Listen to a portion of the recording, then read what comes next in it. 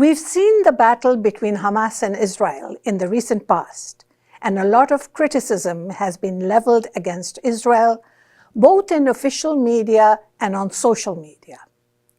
Does the world really want to know what is happening? Or is this just an orchestrated agenda being worked out against Israel and the Jewish people? Do the Palestinians really want peace? If so, historically, we've seen that they've walked out of at least 5 peace accords when they were offered almost what they wanted.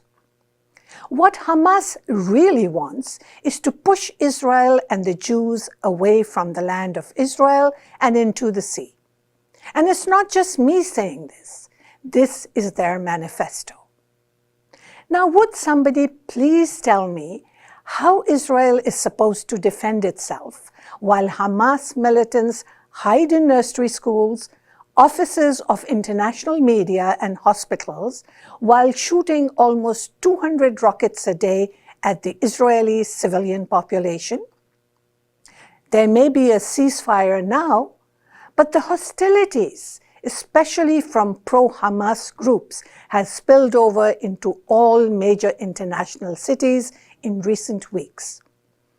The Anti-Defamation League, which tracks incidents of anti-Jewish violence and bias, says they saw a 75% increase in anti-Semitism reports to the agency's 25 regional offices after Israel-Palestinian fighting began.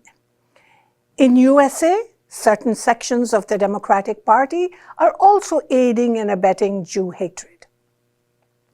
In a statement released on May 16th, B'nai B'rith of Canada said the number of anti-Semitic assaults recorded so far in May of 2021 easily surpasses the total for all of 2020. This hostility constitutes pro-Hamas thugs harassing, intimidating, and beating up on Jews. Where is all this coming from?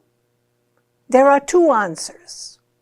One, it's due to anti-Semitism, the age-old form of Jew hatred, accelerated now with the unholy alliance of the extreme left and the Islamists. Secondly, the regime of the Islamic Republic of Iran is keeping Jew hatred alive. Khaled Abu Toameh, an Israeli Arab journalist, in an article in the Gatestone Institute titled "Hamas and Iran Turn Gaza into a Cemetery for Children," cites Mohammad Mujahid al-Zayat, a consultant from the Egyptian Center for Thought and Strategic Studies, who said that Iran's support for Hamas during the war with Israel was aimed at sending a message to the West that the Palestinian terrorist groups have become a bargaining chip for Iran in its dealings with the West. What else has Iran done to promote its hatred for Israel? Iran supports and finances the BDS movement, which was started by a Palestinian activist named Omar Barghouti, who doesn't deny that he supports the destruction of Israel. He acknowledges it, in fact. Iran also supports Al-Quds Day, which was initiated by Khomeini as a hate fest.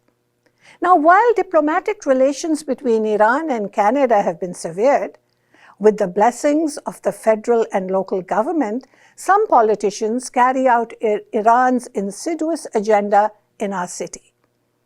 Iran does not hide the fact that they support evil. Hezbollah and Hamas are proxies of Iran as proudly acclaimed by them. Israel has been constantly accused of being an apartheid state. There have been 89 past and present Arabs in the Israel Knesset. Currently, there are 14. What apartheid? The countries shouting the loudest about apartheid are Pakistan, with a genocidal attitude towards their own minorities, Iran, who hangs gays from cranes and where rape and murder are a form of punishment for the opponents of the regime, Turkey, where wannabe Caliph Erdogan punishes people with lengthy jail sentences even if they make a cartoon of him.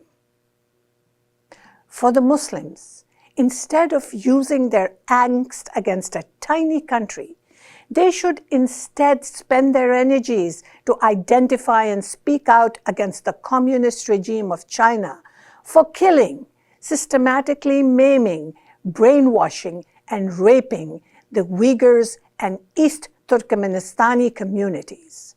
Not a peep out of them on these atrocities. This is Raheel Raza for Rebel News. Don't forget to click or like www.rebelnews.com.